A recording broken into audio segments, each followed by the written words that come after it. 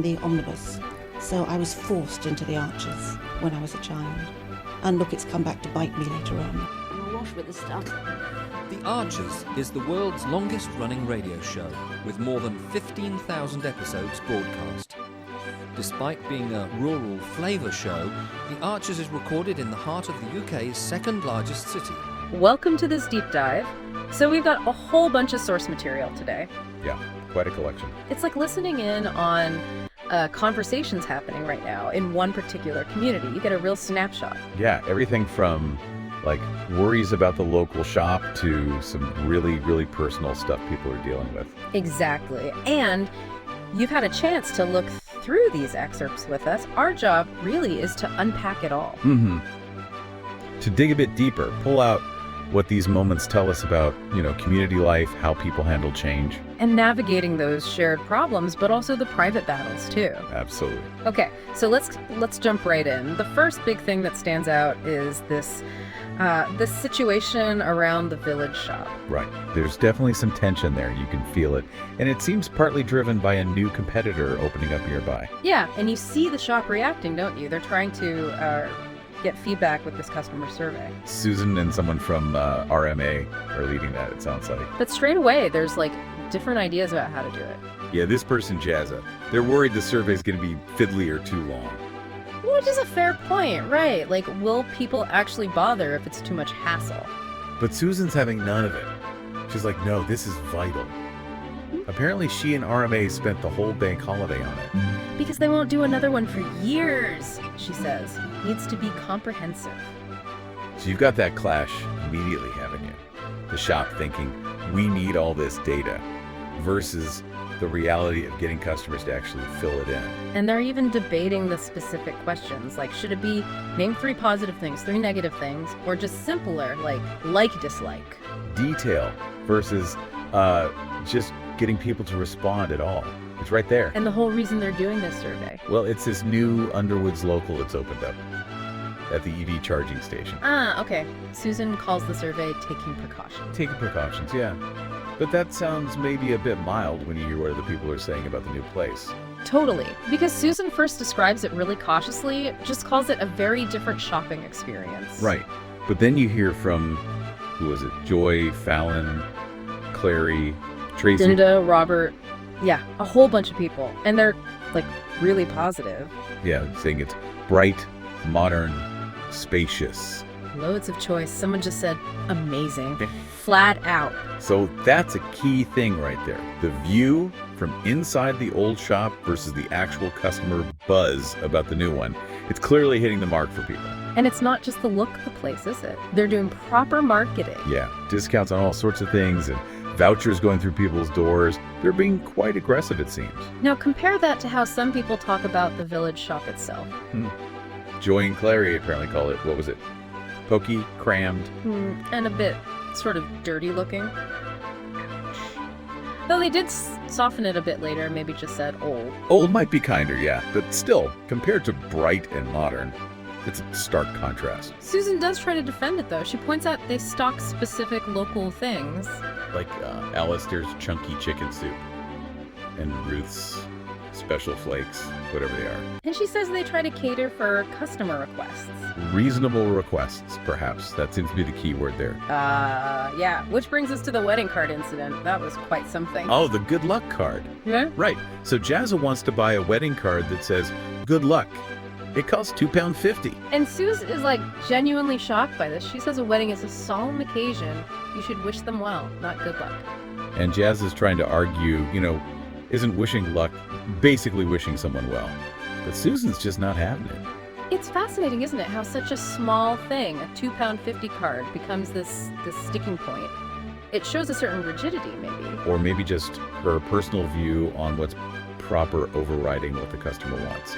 And the kicker is, Philip finds another good luck card later at the new shop. For £2.30, slightly cheaper too. That just says it all, really. The difference in stock, the flexibility, the approach. One feels quite traditional, maybe inflexible. And the other just seems more focused on giving people what they might actually be looking for. More modern, maybe. But the biggest bombshell in this whole village shop story, I think, comes from Clary. Oh, yeah, that was surprising. She just drops the news that she's actually started working. At the new shop today, as an assistant school cook. Finds the work easier, she says. Pays the same as her old job at the dairy. And she mentioned her boss is young and nice. That is huge. It's not just about losing shoppers now, it's about losing local people, local talent to the competition. Adds a whole new layer to the threat, doesn't it? Yeah. And Clary herself is pretty blunt about what it could mean. Yeah, she looks at the situation, sees the customers going there, now she's working there. And she just comes out with it. Yeah. This place could be the end of the village shop. Wow. Yeah. That really sums up the whole feeling around it. It's gone beyond just competition. It feels existential. Definitely. Okay, let's shift gears a bit, because the sources also take us into some much more personal territory. We're talking grief, personal struggles. Yes, there's this conversation between Chris and Alice about Peggy's funeral, which is coming up. And the first thing is about their daughter, Martha. Should she go? Chris's mom is worried, apparently. Worried Martha will get upset if she sees people crying. Which is understandable, I suppose. But Alice has a really thoughtful take on it. She does. She sort of pushes back gently, saying, well, it's okay for Martha to see sadness. It is a sad event. Death is sad, she says. It's okay to be upset. Which feels like a really healthy way to frame it, doesn't it? Not trying to shield kids from all negative emotion, but acknowledging it's appropriate sometimes. Yeah. They do agree they need to prepare Martha for it, though, so it's balanced. And that leads into this wider chat Alice has with Joy just about grief itself, how it works or doesn't work. Alice describes it so well, the unpredictability. She says, 1 minute, I think everyone's okay. Then the next minute, well, I'm honestly not sure. That really captures it, I think. That feeling that grief isn't this neat, linear thing. It just ambushes you sometimes, even when you think you're doing all right. And Joy just validates it, doesn't she? Just says, grief's like that, isn't it? Simple, but so understanding. Alice then explains why Peggy's death is hitting her particularly hard right now. Right, because Peggy was such a support after her breakup with Dan. A huge rock. She calls Peggy the family matriarch. Losing someone like that central figure, it pulls the rug out from under you. And she shares this really specific memory, saying she misses Peggy's bluntness, how she always spoke her mind. Yeah, and the example she gives is incredibly raw. Peggy apparently told Chris he should leave Alice if she kept drinking, back when Martha was tiny. Wow. Alice just admits she was right. That's powerful. It shows the kind of relationship they had. Peggy wasn't just offering sympathy, it was tough love, real accountability. And Alice clearly valued that, even when it was hard to hear. Joy does acknowledge how far Alice has come, though. Tells her she's done amazing over the past year. Which is nice to hear.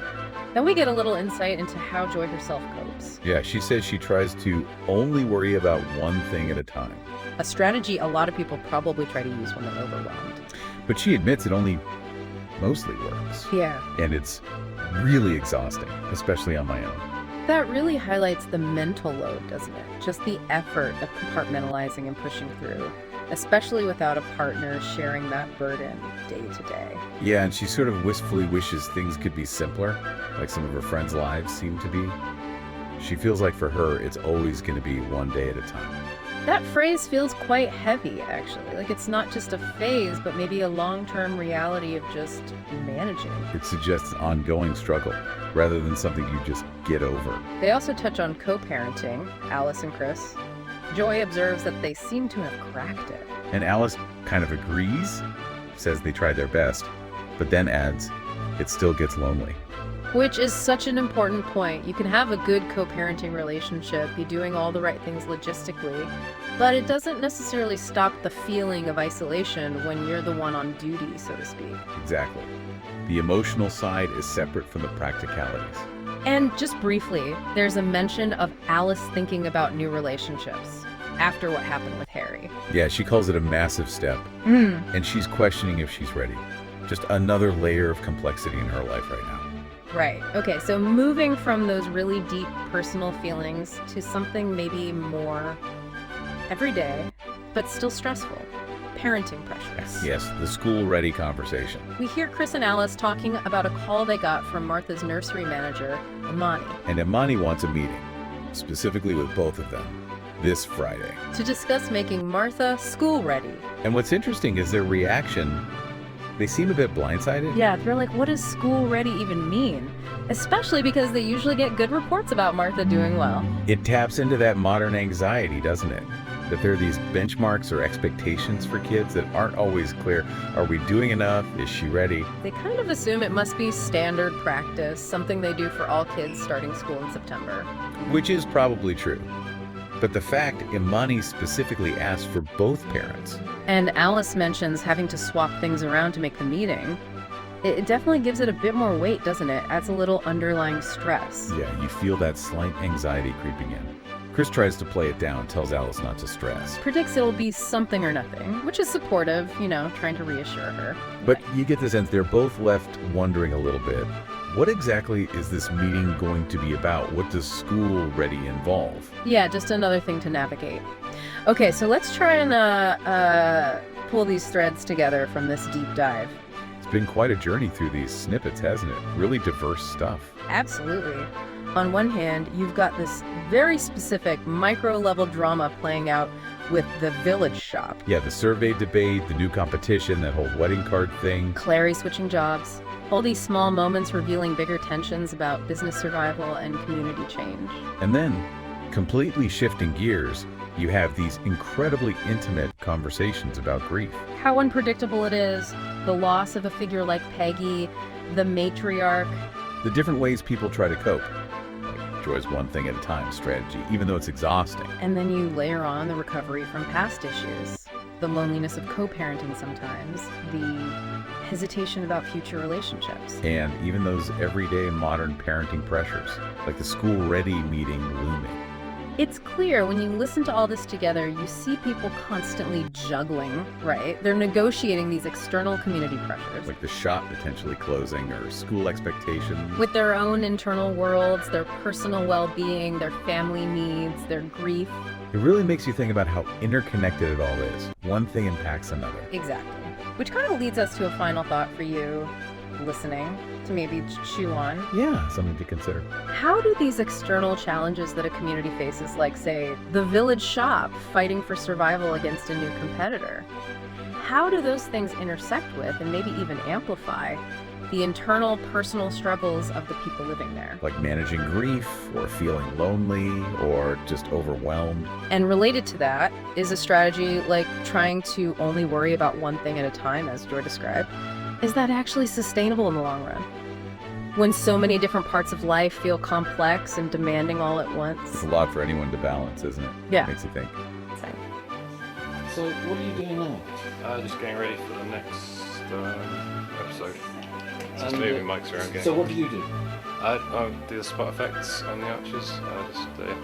Are you what we call Foley then? Kind of. Yep. That's, Okay.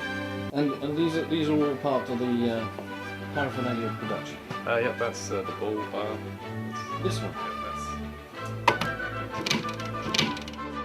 Hayley so wanted to be in their own place when their baby came. It's due in 2 months. Not much chance of that now. I mean, it would have been a stretch for him financially, mind, but I just wish there was something practical I could do to help him go along. I think The Archers has had this immense popularity over the years, basically because it has always very accurately reflected the reality of life and living in a rural community at whatever